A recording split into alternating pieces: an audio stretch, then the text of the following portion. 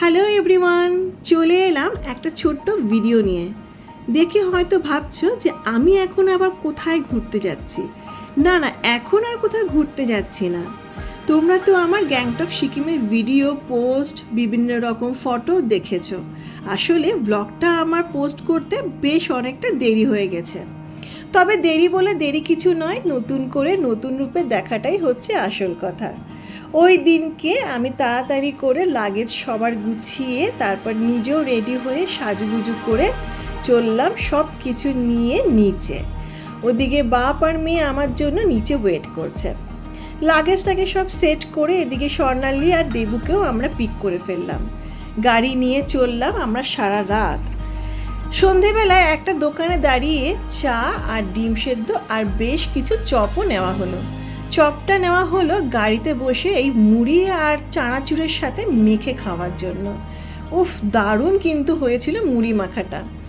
তারপর আমরা ডিনারে কিন্তু একটা রেস্টুরেন্টে দাঁড়িয়েছিলাম। খাওয়ার দাওয়ার কিন্তু দুর্দান্ত ছিল। আমরা ওখানেই ঠিক করলাম তো যেদিনকে আমরা ফিরবো সেদিনকে কিন্তু আমরা এই রেস্টুরেন্ট থেকে ডিনারটা করেই কিন্তু বাড়ি ঢুকবো।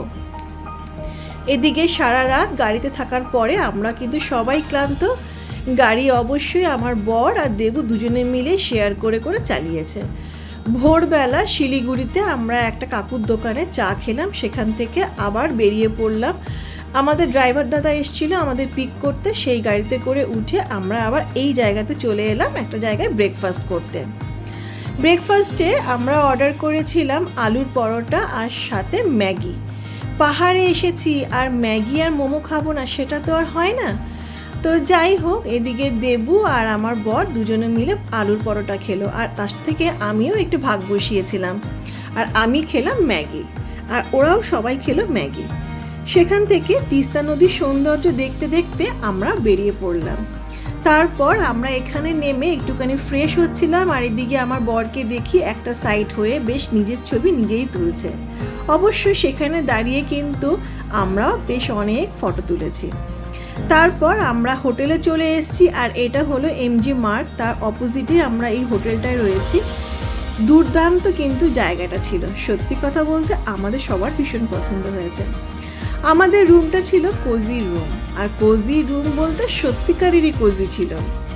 রুমটা কিন্তু দুর্দান্ত ছিল, আমাদের সকলেরই ভীষণ পছন্দ হয়েছে। আর প্রীতি বলেছিল এই বেডটা কিন্তু আমি একা শেয়ার করব। তাই জন্য আমি সুরসুর করে ভেতরে ঢুকে গেলাম। এই বেডটা আমাদের ছিল। আর দেখো রুমটা কিন্তু সত্যি সাজানো গোছানো ছিল। ওয়াশরুমটাও বেশ সুন্দর ছিল, সব কিছুই বেশ পছন্দ হয়েছিল। আসবো এবার নেক্সট অন্য কোনো ভিডিও নিয়ে। আজকের মতন এইটুকুনি, টাটা।